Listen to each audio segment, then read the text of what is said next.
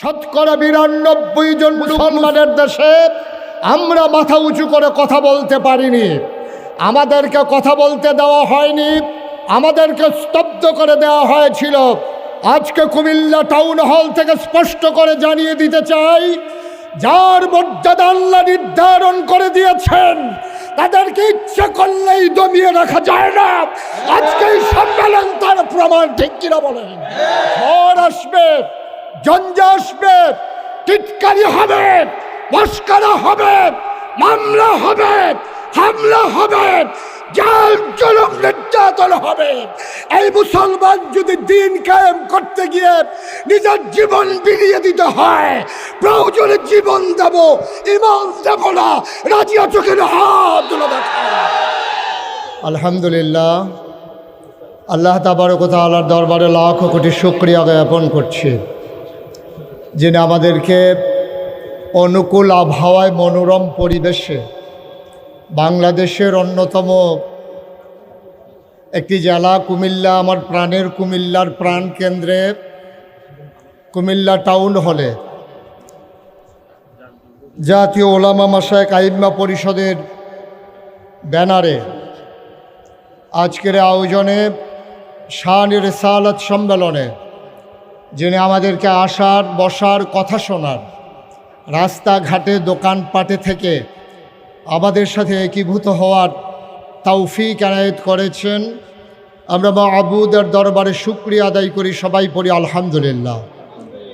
আজকের আয়োজনের সম্মানিত সভাপতি, হৃদয়ের গভীরতম প্রদেশে যার জায়গা, মঞ্চে ময়দানে কথা বলি যার সাথে একসাথে অভিরত, আমার প্রিয় ভাই চান্দিনা আল আমিন কাবিল মাদ্রাসার ভারপ্রাপ্ত অধ্যক্ষ জনাব হযরত মৌলানা মাহবুবুর রহমান আশরাফি, আজকের আয়োজনের সম্মানিত পরিচালক, আজকের আয়োজনে উপস্থিত বিদগ্ধ ওলামায়ে কেরাম, আজকের আয়োজনে উপস্থিত টাউন হলকে যারা রাঙিয়ে দিয়েছেন, টাউন হলকে যারা সাজিয়ে দিয়েছেন, টাউন হলে আজকে যেই টুপিওয়ালা, দাড়িওয়ালা, পাঞ্জাবিওয়ালা ওলামায়ে কেরাম যারা হাজির হয়ে আজকের এই সুন্দর আয়োজনকে সার্থক করেছেন। সম্মানিত উপস্থিতি, আপনারা জানেন বাংলাদেশ ১৫ বছর ধরে একটা জগদ্দল পাথরের নিচে বন্দী হয়েছিল। তখন আলেম ওলামা, পীর মাশায়েখ, ইসলামী রাজনৈতিক নেতৃবৃন্দের সম্মানিত সদস্যরা নানান জায়গায় অপদস্থ হয়েছেন।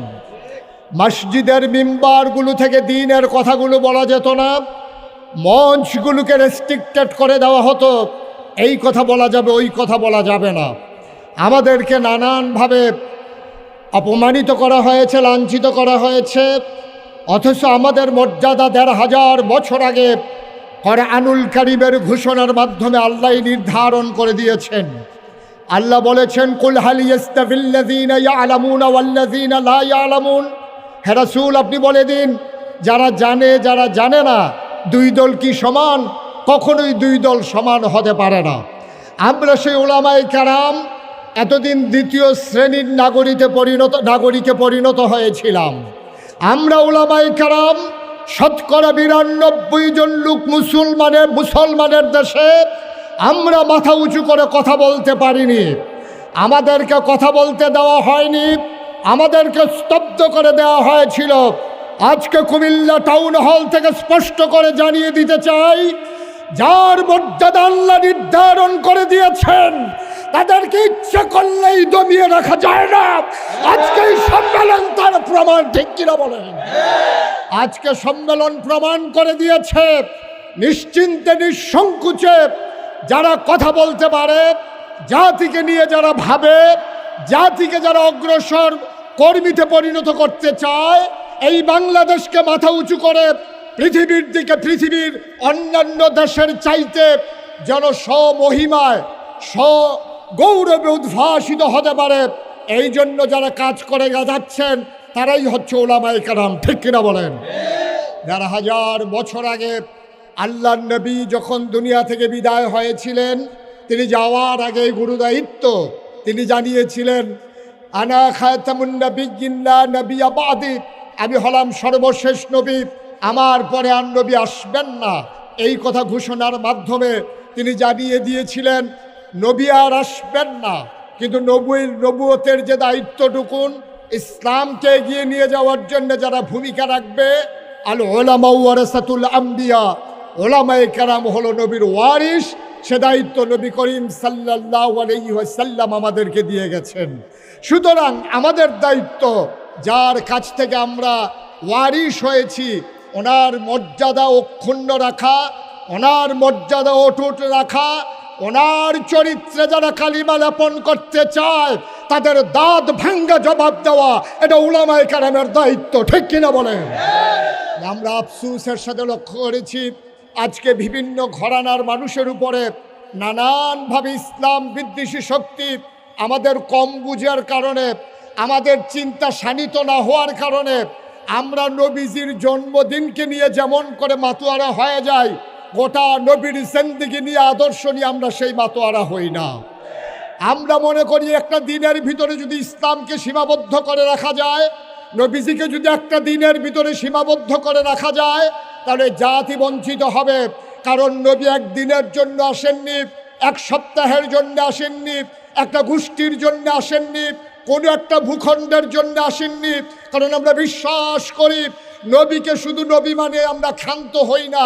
আমরা যারা আহলুস সুন্নাত ওয়াল আকীদা জামাতের আকীদা লালন করি, আমরা বিশ্বাস করি আমাদের মাঝে আমাদের নবীর ব্যাপারে আমাদের তিনটা আকীদা, তিনি ইমামুল মুরসালিন, তিনি খাতামুন নবিয়্যিন, তিনি রাহমাতুল লিল আলামিন। ঠিক কিনা বলেন? সুতরাং আমাদেরকে মনে রাখতে হবে এই নবীকে কোনো দিনের সাথে সীমাবদ্ধ করে রাখা যাবে না। কোনো মিছিল মিটিংয়ের মাধ্যমে নবীর স্মরণ যথেষ্ট নয়। কারণ আল্লাহ নিজেই বলেছেন, লাকাদ কানা লাকুম ফি রাসূলিল্লাহি উসওয়াতুন হাসানা।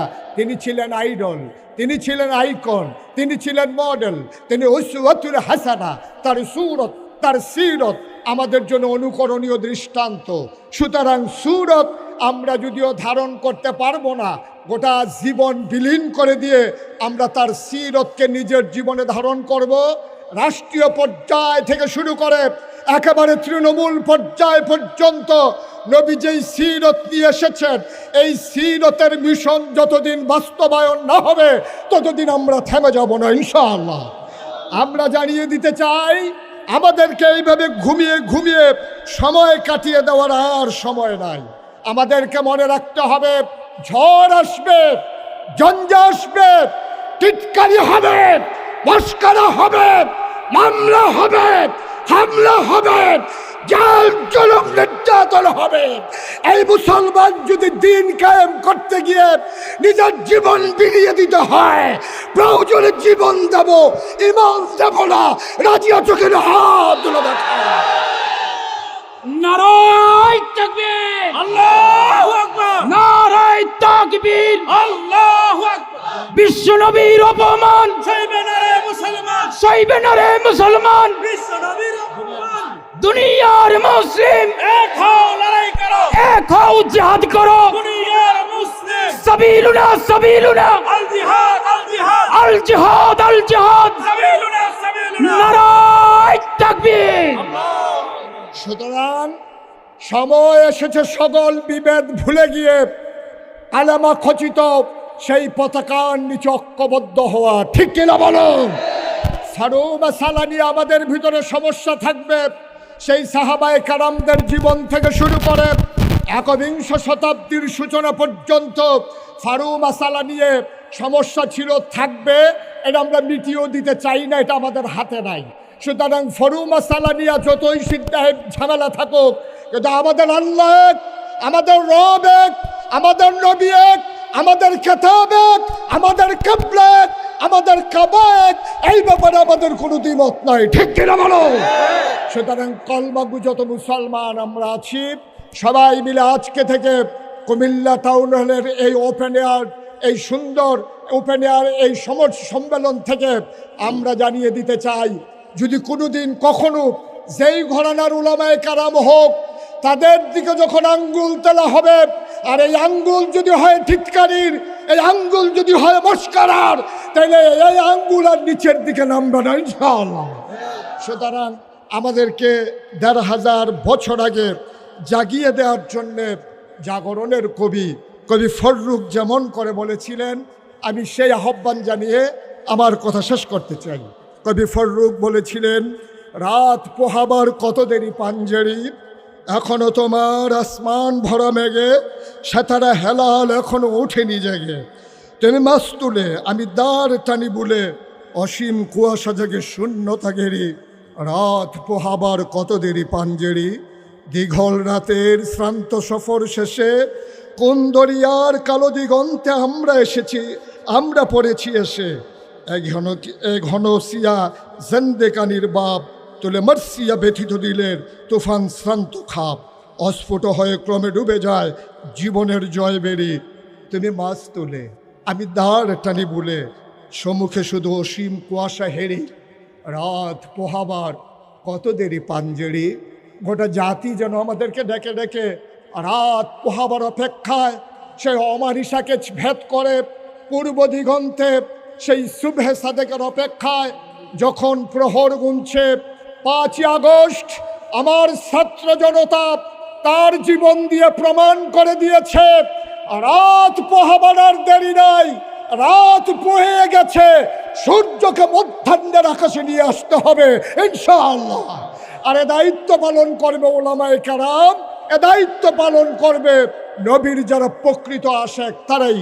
আসুন সবাই মিলে গর্জে উঠি, আসুন সবাই মিলে জানিয়ে দেই, আসুন সবাই মিলে জেগে উঠি, আমরা ছিলাম, আমরা আছি, আমরাই থাকবো ইনশাআল্লাহ।